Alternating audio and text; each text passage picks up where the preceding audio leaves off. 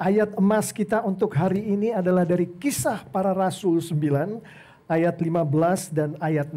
Saya akan bacakan, tapi kita semua Alkitab siap di depan kita karena kita akan membicarakan nas ini dari 1 sampai ayat yang ke-19. Firman Tuhan. Tetapi firman Tuhan kepadanya, pergilah, sebab orang ini adalah alat pilihan bagiku untuk memberitakan namaku kepada bangsa-bangsa lain, serta raja-raja dan orang-orang Israel. Aku sendiri akan menunjukkan kepadanya betapa banyak penderitaan yang harus ia tanggung oleh karena namaku. Demikianlah firman Tuhan. Haleluya. Amin. Mari kita kembali duduk. Tapi hati kita tetap semangat perhatikan Tuhan. Dan kita akan memuliakan Tuhan melalui firman-Nya. Saya bayangkan di Kisah Para Rasul 9 ini. Pada saat nas ini berbicara mengenai Saulus. Ruangan yang penuh dengan anak-anak Tuhan. Berdoa, ruangan itu dikunci dari sebelah kiri, dari sebelah kanan. Supaya orang gak bisa masuk, pintu belakang ditutup supaya dari jalan gak bisa lihat. Tapi ternyata banyak sekali mata-mata Saulus waktu itu namanya. Yang mengelilingi ruangan ini.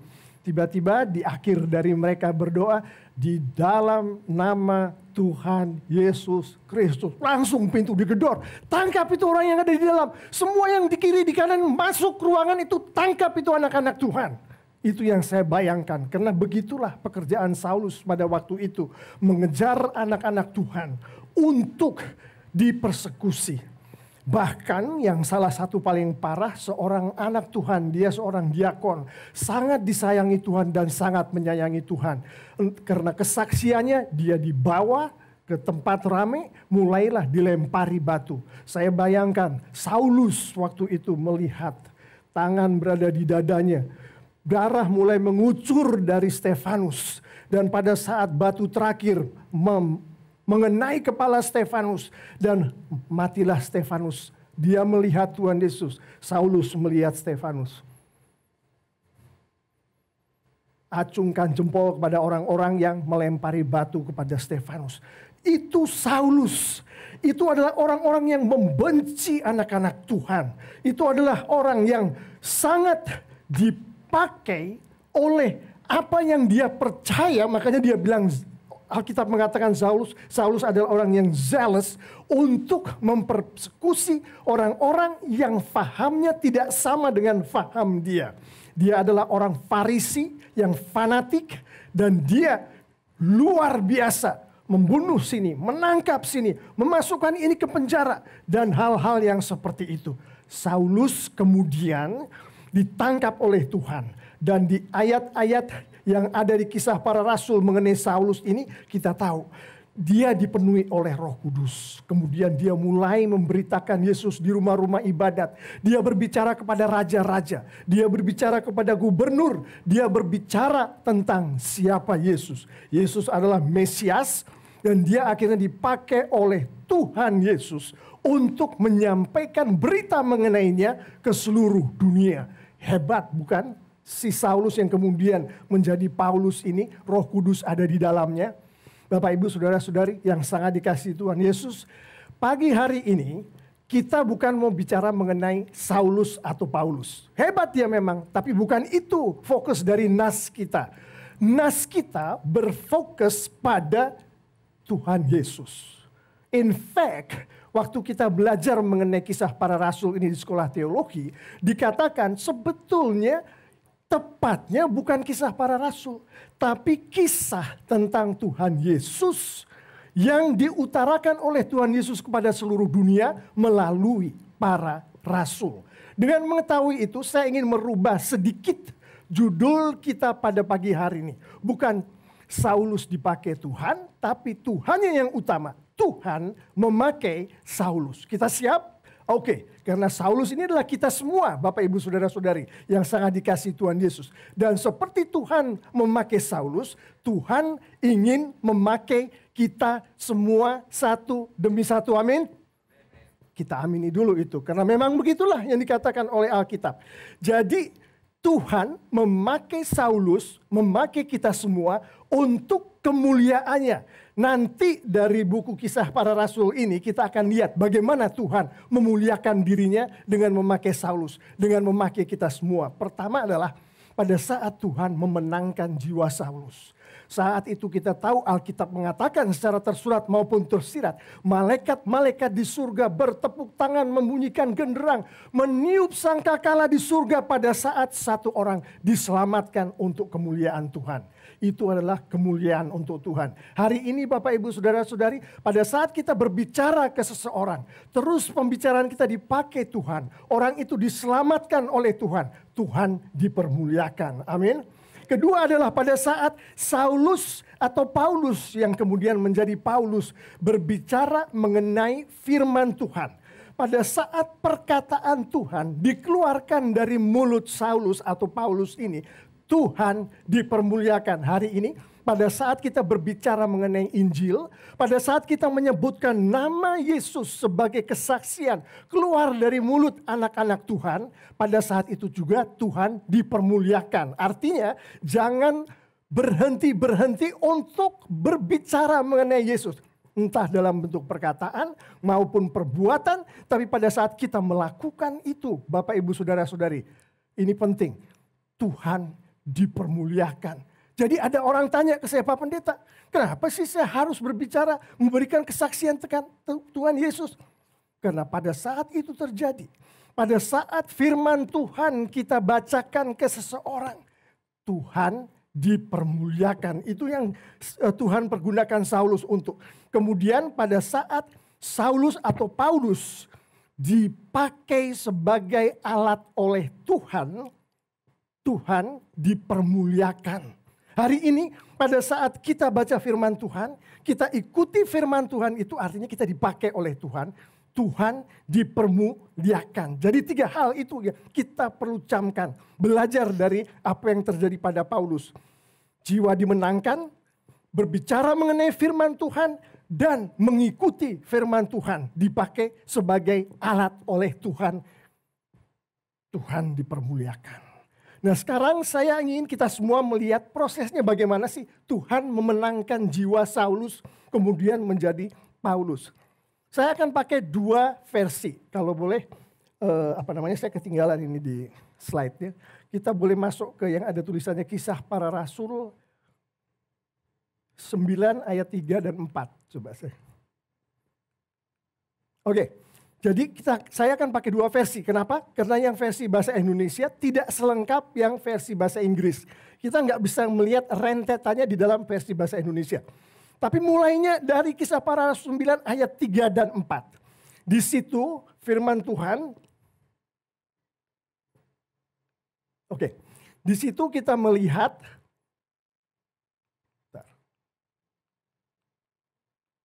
Oke, supaya kita melihat rentetannya ini. Yang pertama adalah bagaimana Roh Kudus Tuhan. Di ayat 3 dikatakan, tiba-tiba cahaya memancar dari langit mengelilingi Saulus. Roh Tuhan pertama bersentuhan dengan Paulus. Ini proses bagaimana Paulus dimenangkan. Ada keterlibatan Roh Tuhan. Bagaimana Roh Tuhan bisa terlibat?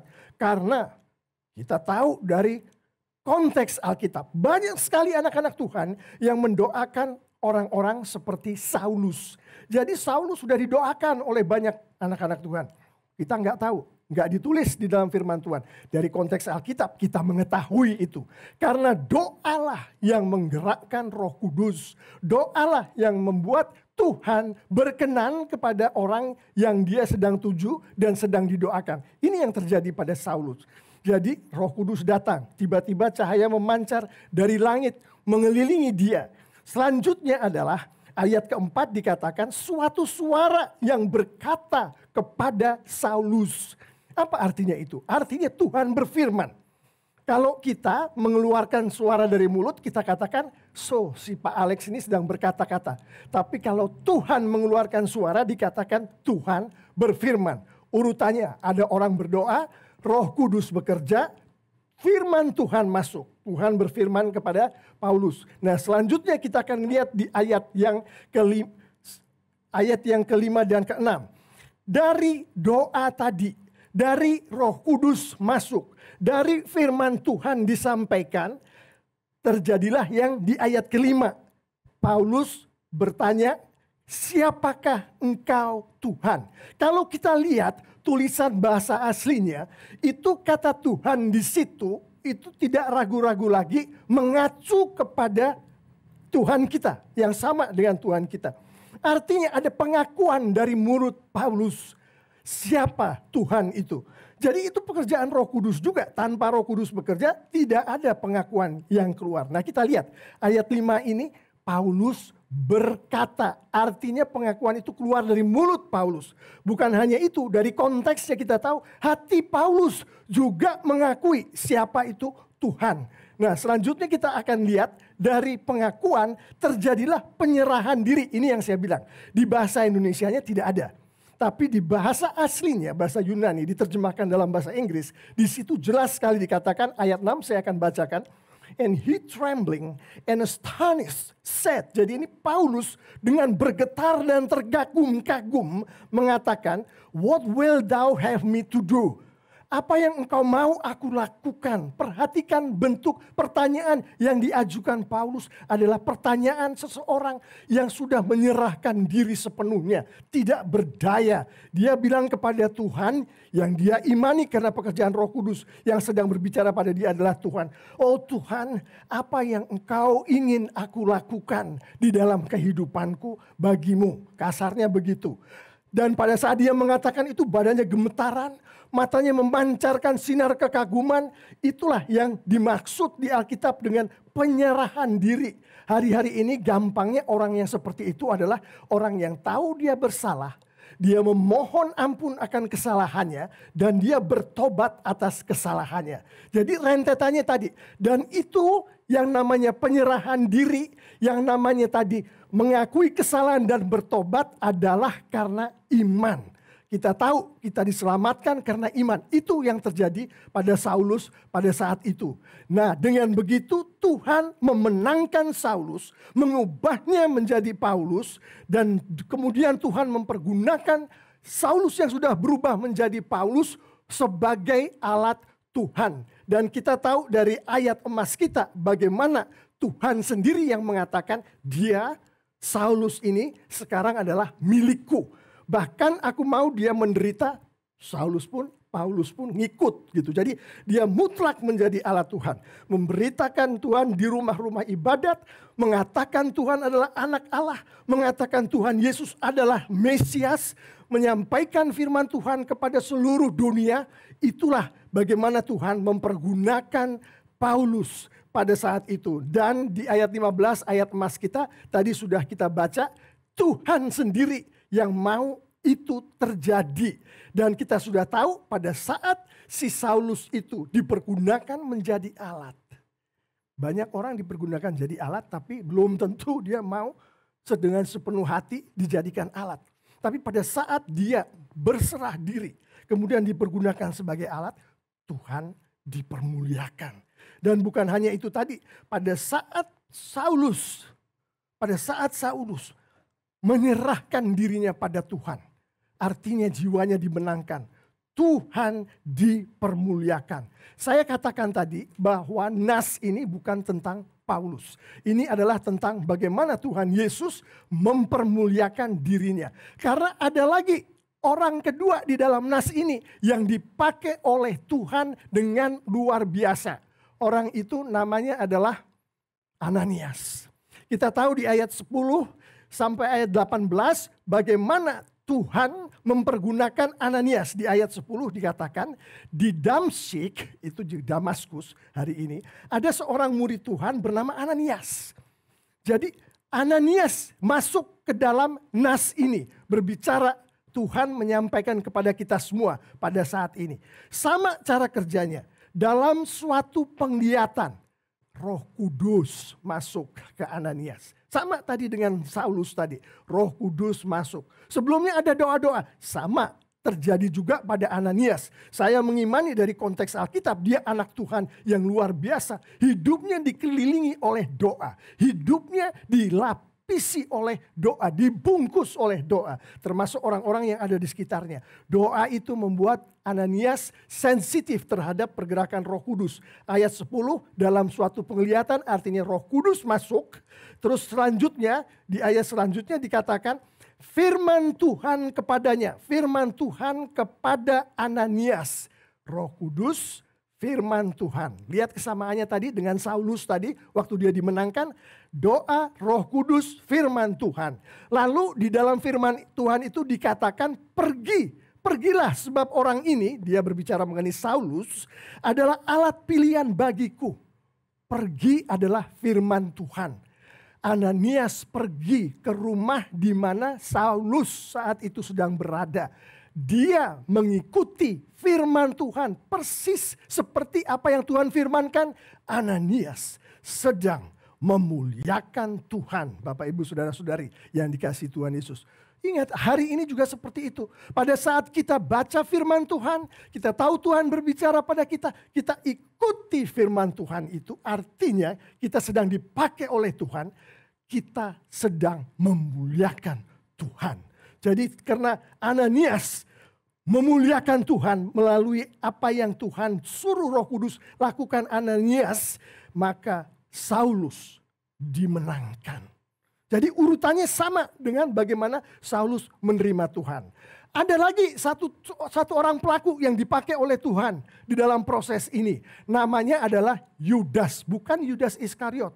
Ini Yudas. Di ayat 11 ada pelaku yang namanya Yudas. Di situ firman Tuhan mengatakan, carilah di rumah Yudas seorang dari Tarsus yang bernama Saulus.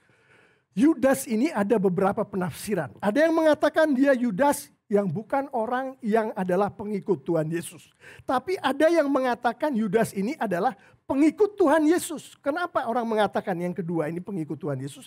Karena dibimbingnya Saulus ke rumah Yudas adalah setelah dia terima Tuhan Yesus. Setelah dia bertemu dengan Tuhan Yesus. Setelah dia mengakui Tuhan Yesus adalah Tuhan dan Juru Selamatnya.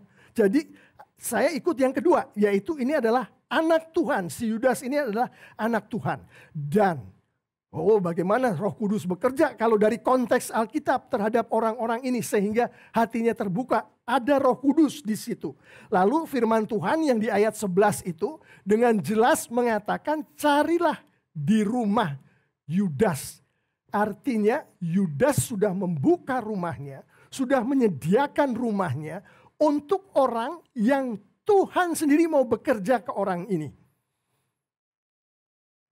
Dia melakukan firman Tuhan, dia dipakai Tuhan untuk memuliakan Tuhan. Jadi 3 orang yang ada di situ. Terus dari apa yang dilakukan oleh Yudas karena bimbingan Roh Kudus tadi atas firman Tuhan kepadanya. Kita nggak dijelaskan bagaimana firman Tuhan masuknya. Tapi kita tahu dari proses-proses sebelumnya hal ini akan terjadi dengan sama saja seperti yang terjadi pada Saulus dan yang terjadi pada Ananias. Dari situ kemudian Tuhan pergunakan untuk menangkap jiwa Saulus dan mentransformasi Saulus menjadi Paulus. Bapak, Ibu, Saudara-saudari yang sangat dikasihi Tuhan Yesus. Saya nggak tahu kita sadar atau tidak pada saat kita semua mendengarkan firman Tuhan ini disampaikan. Tapi yang saya berdoa adalah sadarlah Bapak, Ibu, Saudara-saudari. Ini aplikasinya bisa kemana-mana. Salah satunya kita tahu di TLCC kita punya visi dan misi yang sekarang sedang digodok dengan oleh para elders. Kita berdoa, kita berkonsultasi dengan banyak orang. Misi-misi yang kita katakan di 3, grow, serve, and go. Itu intinya di situ salah satunya adalah penjangkauan dan penginjilan. Kalau kita sekarang menjadi bagian dari TLCC, tubuh Yesus yang diberkati oleh Tuhan Yesus, saat ini menyadari firman ini berkata bahwa kalau Tuhan mau pakai kita sebagai alatnya, jadilah alat itu. Serahkanlah dirimu, karena dengan begitu kita mempermuliakan Tuhan. Di di dalam penginjilan, di grow, serve, and go itu Bapak Ibu Saudara-saudari yang sangat dikasih Tuhan Yesus. Lihat apa yang terjadi pada Saulus. Siapa yang menginjili? Siapa yang menyampaikan firman Tuhannya? Siapa yang datang ke Paulus? Yang waktu itu namanya Saulus. Apakah dia nyuruh Ananias untuk menyiapkan dari awal? Ananias tahu Saulus adalah pembunuh orang-orang Kristen. Sehingga hatinya jadi kecil menghadapi orang-orang seperti ini. Apakah dia yang disuruh Tuhan untuk mempersiapkan diri kamu untuk menghadapi pembunuh ini? Persiapkan ini. Ini loh ayat-ayatnya ini kamu sampaikan ini nih. Pelajari tekniknya. Bagaimana pada saat nanti kamu ketemu dia. Apakah seperti itu yang kita barusan dengar dari firman Tuhan? Bukan seperti itu Bapak Ibu Saudara-saudari yang sangat dikasih Tuhan Yesus. Kita tahu dari Alkitab bahwa yang mengerjakan dari awal sampai akhir adalah Roh Kudus. Jangan sekali-kali ada anak Tuhan yang menyombongkan diri katakan ini orang sekarang ada di gereja kita TLCC karena saya menginjili dia. Saya sharing firman Tuhan dengan dia. Teknik sharing saya begitu mumpuni sehingga anak ini kemudian menjadi bagian dari TLCC. Firman Tuhan katakan bukan seperti itu, prosesnya bukan seperti itu. Roh Kudus yang bekerja, kita sediakan diri kita ikuti apa yang Tuhan katakan melalui firman Tuhan, kemudian Tuhan mempermuliakan dirinya pada saat kita ikuti firman Tuhan. Dan kemudian pada saat anak ini datang ke TLCC untuk kemuliaan Tuhan. Amin. Intinya jangan takut menginjili. Bukan kita yang melakukan.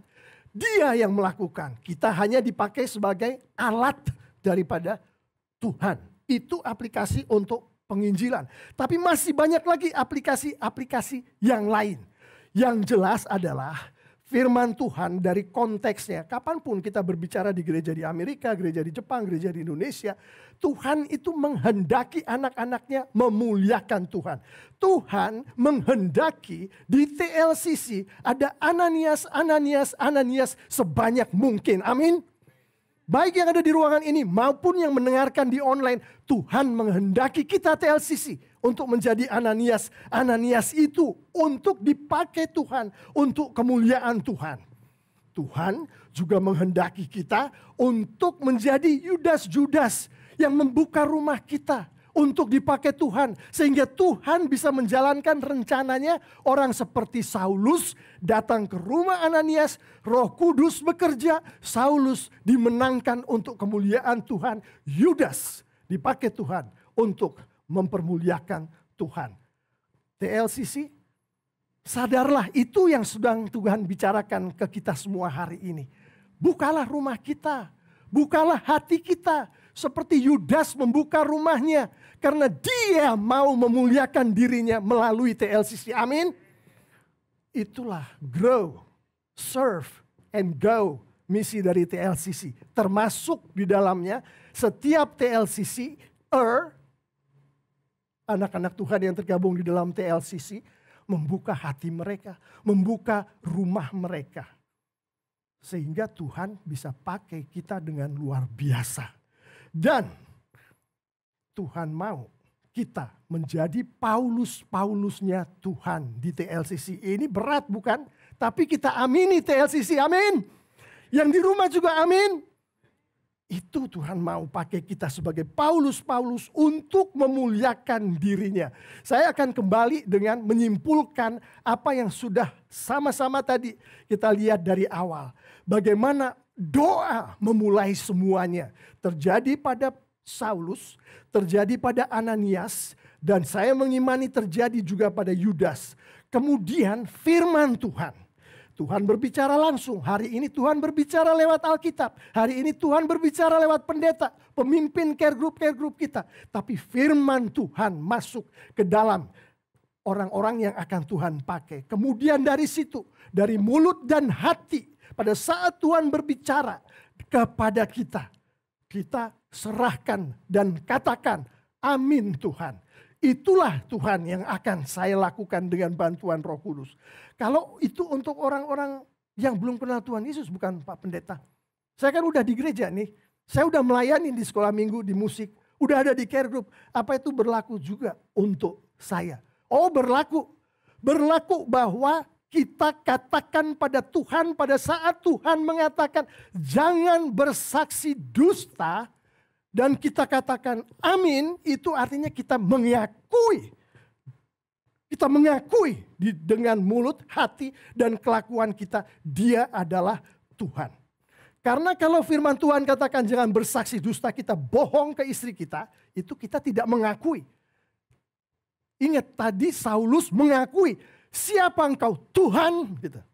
Pada saat kita dengarkan Tuhan berfirman, sama Tuhan berfirman kepada Saulus, tapi ini dilempar dari kuda. Kita nggak begitu, pakai Alkitab. Paulus bilang, Tuhan, kita dengan mendengarkan firman Tuhan, membaca firman Tuhan dari Alkitab. Terus kita bilang, aku siap Tuhan, sama prosesnya. Kita lihat kan, sama. Disitulah Tuhan memakai kita. Dan selanjutnya ada penyerahan diri.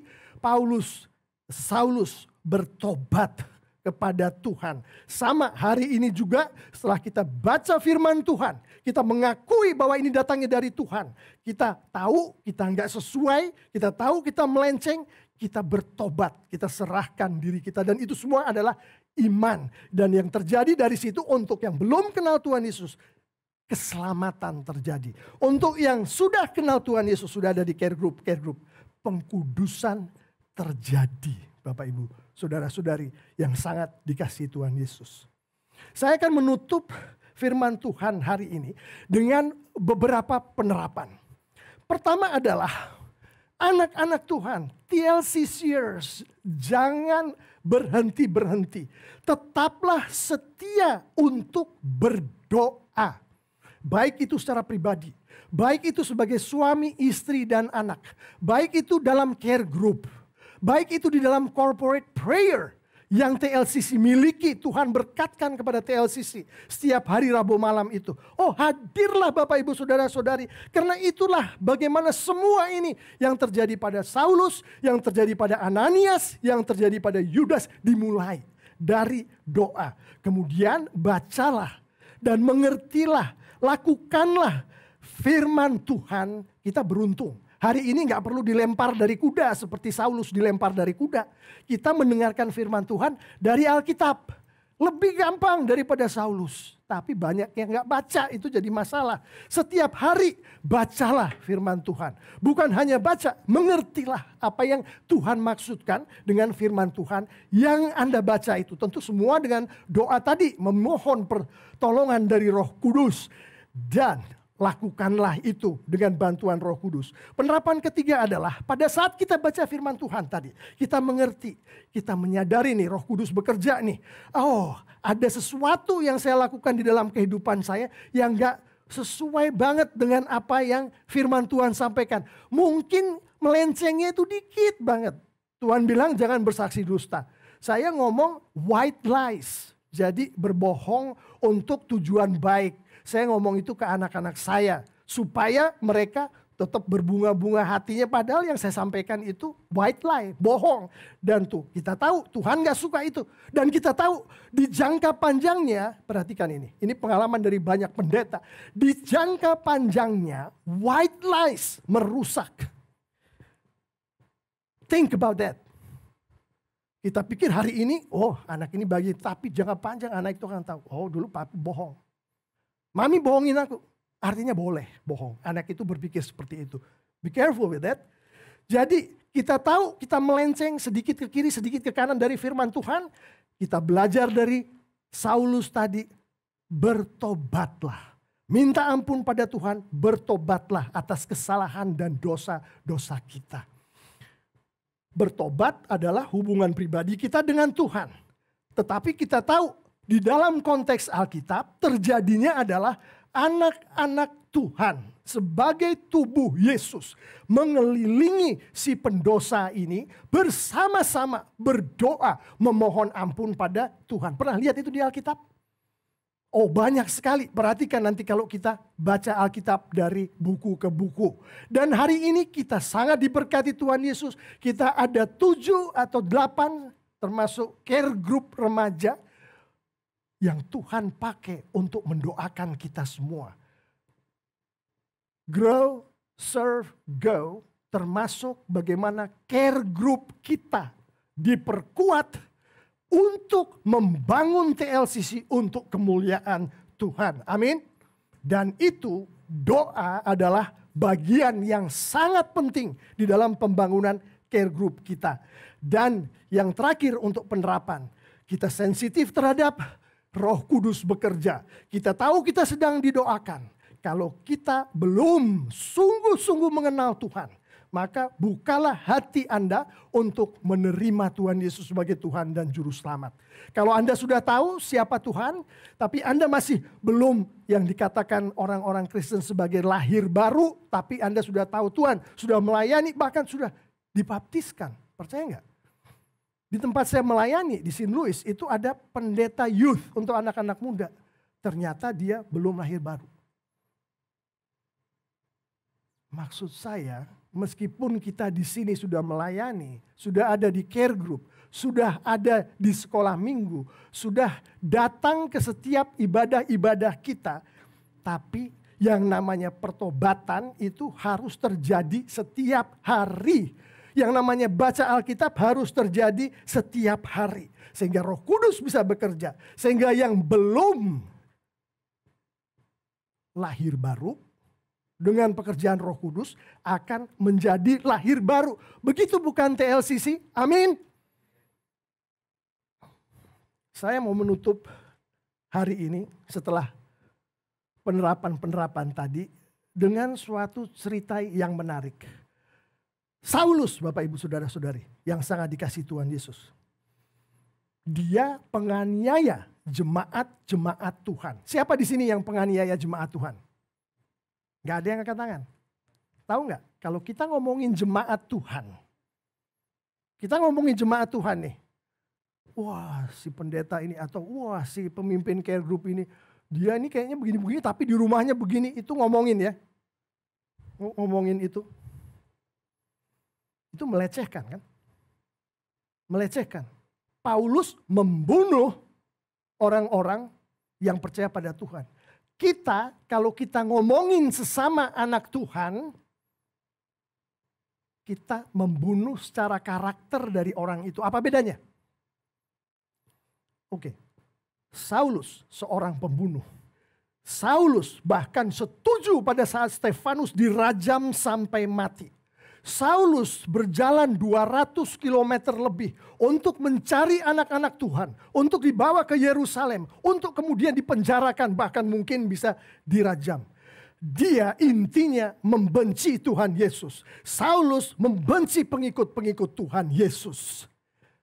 Tapi Saulus kemudian menyerahkan dirinya sepenuhnya kepada Tuhan untuk dipakai Tuhan, untuk kemuliaan Tuhan. Itu Saulus, pembenci Tuhan, pembenci anak-anak Tuhan.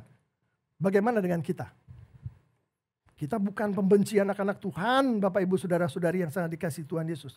Kita bukan pembenci Tuhan, kita cinta pada Tuhan.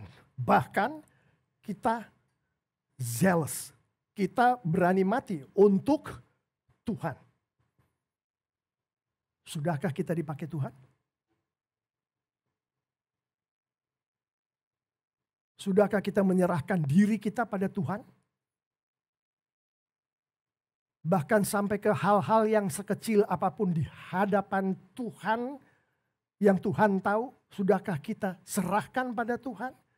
Kalau itu salah, minta Tuhan mengampuni. Sudahkah kita lakukan? Lihat Saulus. Pembenci Tuhan, pembenci anak Tuhan, dia lakukan semua itu. TLCC, kita sayang Tuhan, kita sayang sesama anak Tuhan. Mari kita sama-sama lakukan itu untuk kemuliaan Tuhan. Amin. Mari kita bangkit berdiri.